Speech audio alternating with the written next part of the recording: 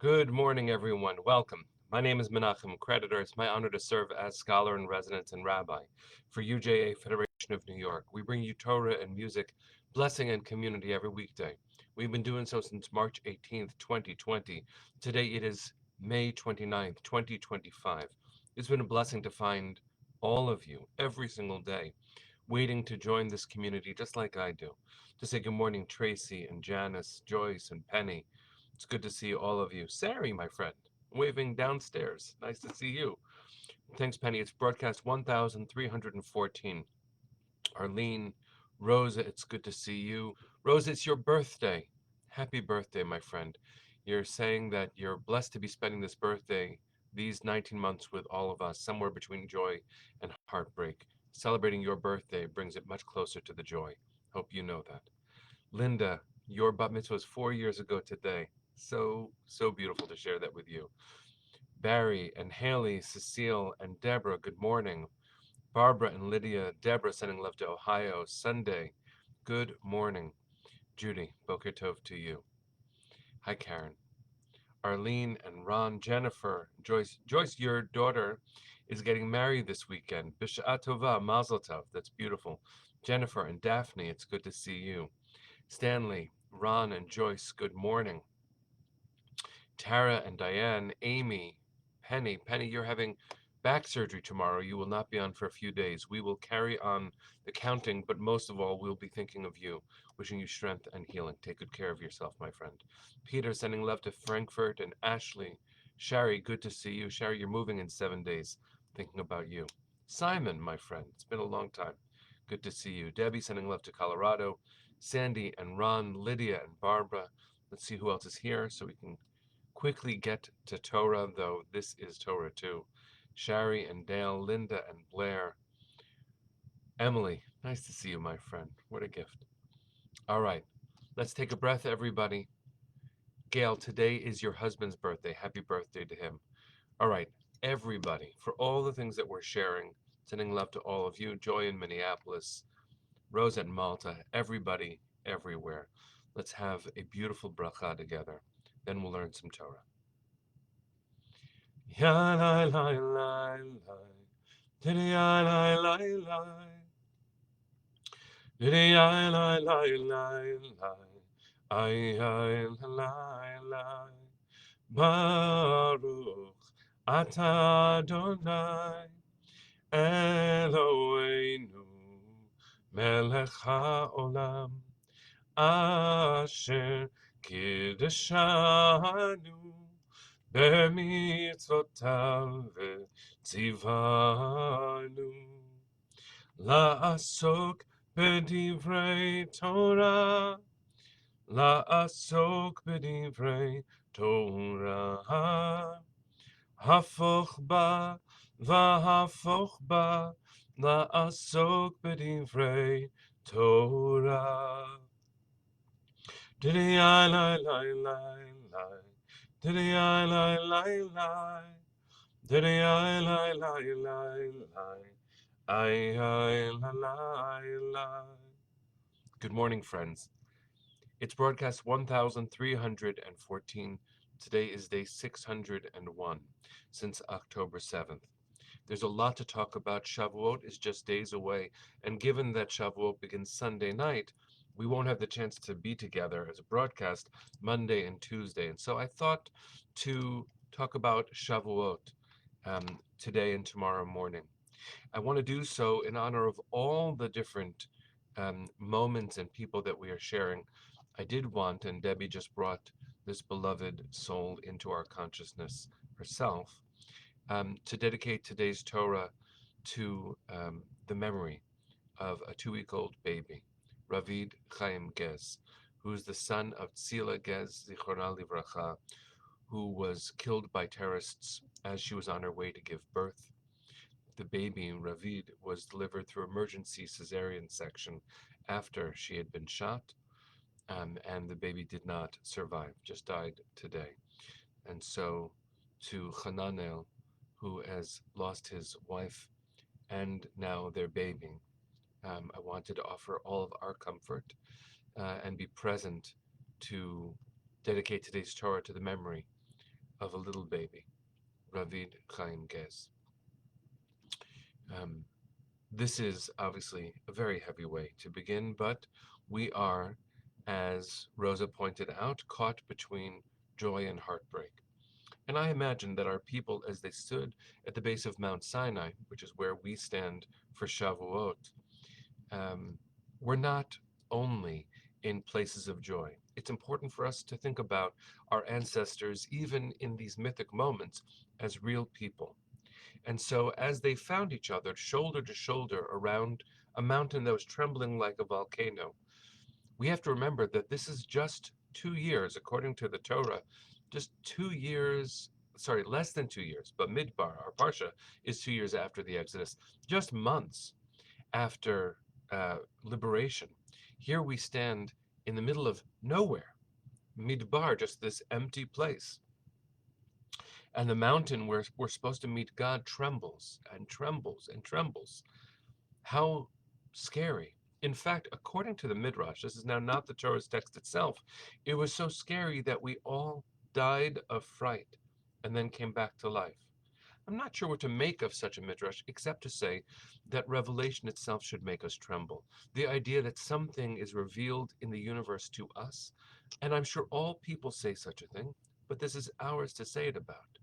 That we stood at the mountain and God met us. And we can look at it as an overwhelming experience, which of course it is, and we can look at it as testimony of divine concern. There are a series of midrashim that I want to go through just very quickly. On the meta level, not looking at the text, just talking about them. Tomorrow we'll talk about the book of Ruth, which is the scroll that we read also on Shavuot. But today we'll deal with the midrashim of Revelation.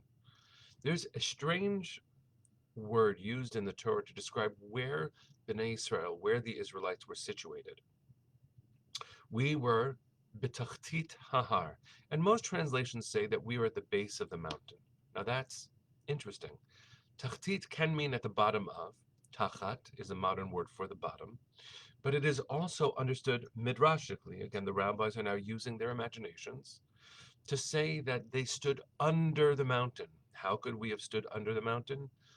When the Torah was being given, God lifted up Mount Sinai, held it over our ancestors' heads, and said, "Do you accept the Torah?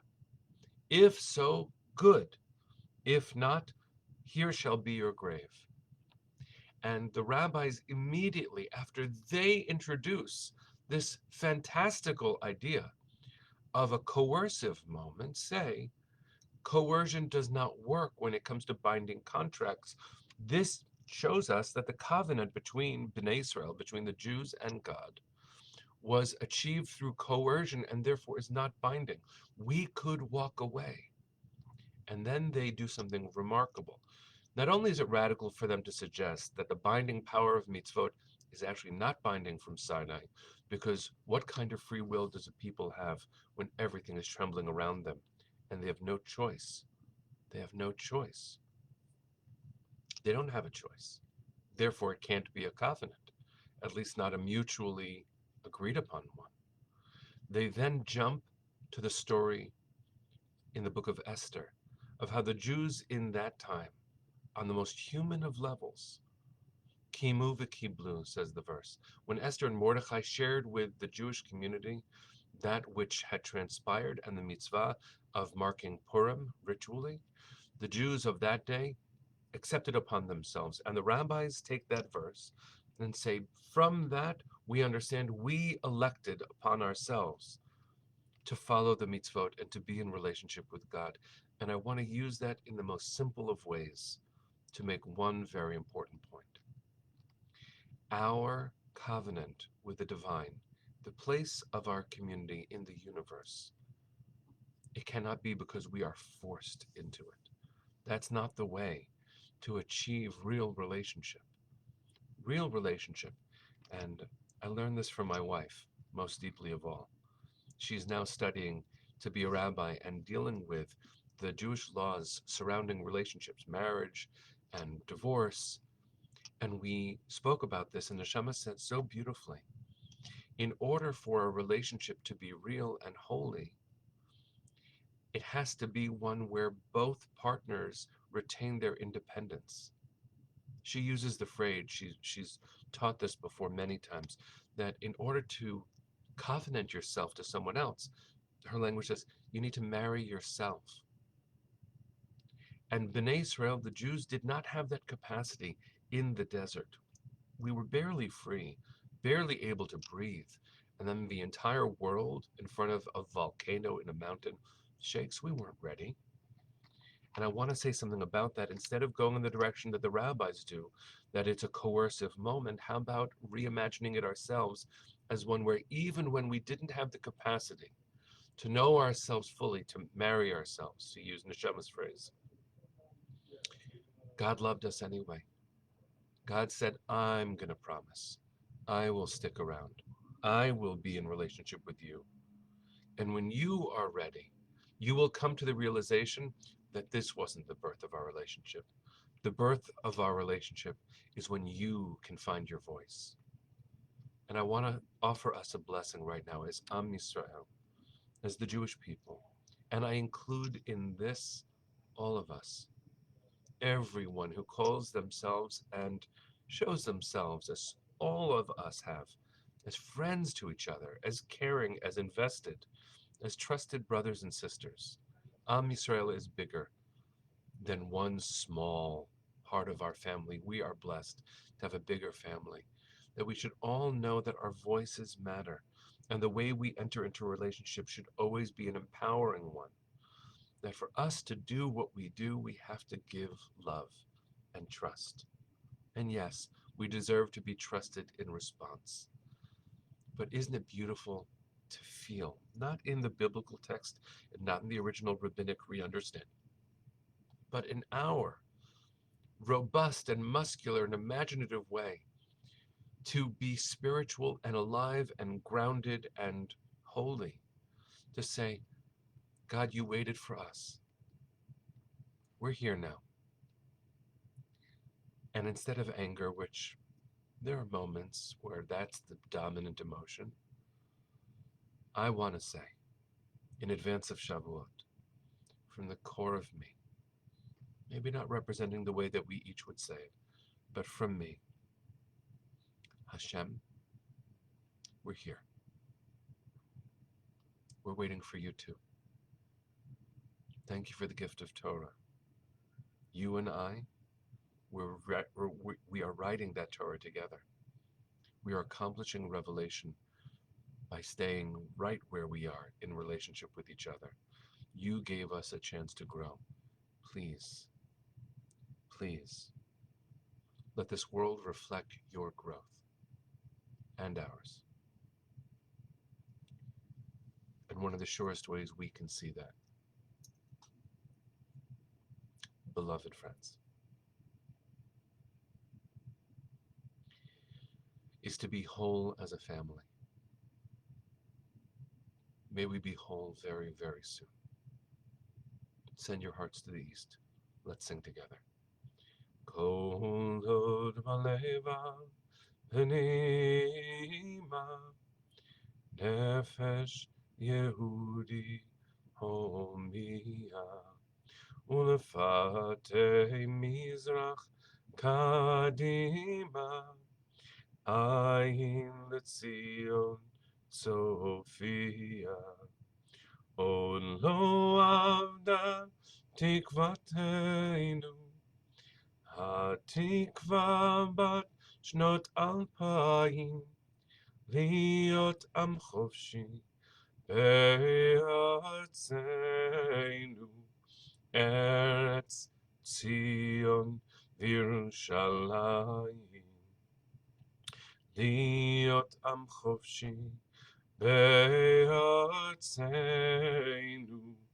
ארץ ציון וירושלים. Bring them home now. Am Yisrael Chai. See you tomorrow, my friends.